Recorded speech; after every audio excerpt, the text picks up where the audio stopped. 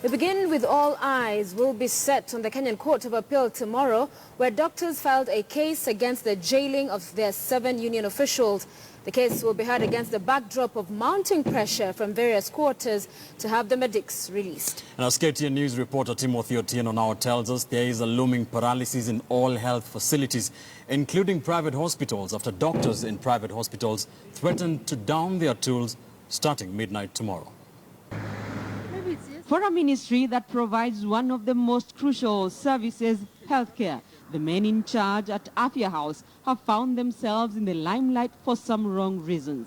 First, the alleged loss of some 5.3 billion shillings set aside for curative services such as HIV/AIDS and the procurement of portable clinics.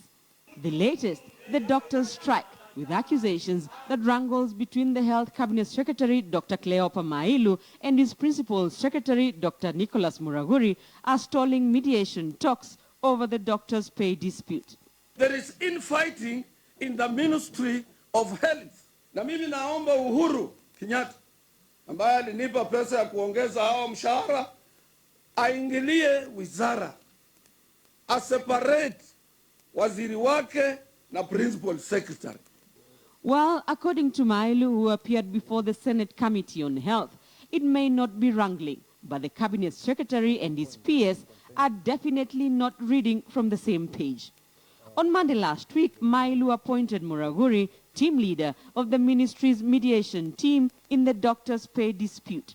But 2 days later, Muraguri declined to take up the role. I received a memo from the Principal Secretary, whose subject is nominees to represent the Ministry of Health, addressed to me.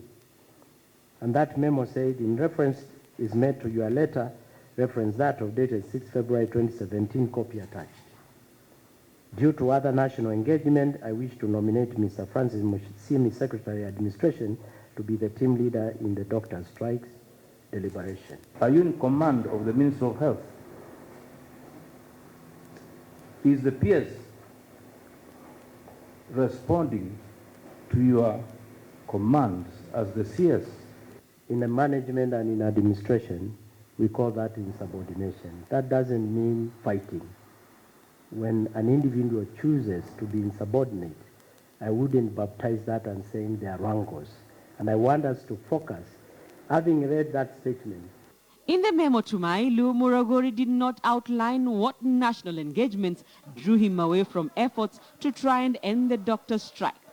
Was voter registration apathy in Nyeri one of them? On the day he was appointed, Muraguri had accompanied retired General Julius Karangi to Nyeri, where they met political leaders in a campaign to get the leaders to mobilize locals to register as voters.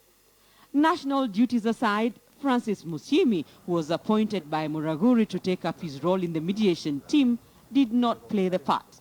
In fact, on the last day of the talks on Saturday, the government sent even more junior officials. The one who had been sent, called Mushimi, didn't show up, claimed he was sick. And so they sent somebody else who said he has no authority to make a decision. The doctors' strike, now in its 3rd month, has led to a crisis in public hospitals. With the doctors' union officials now behind bars, eyes will be on Mailu and Muraguri and whether they will find common ground in efforts to end the crisis. Rita Tinina, KTN News.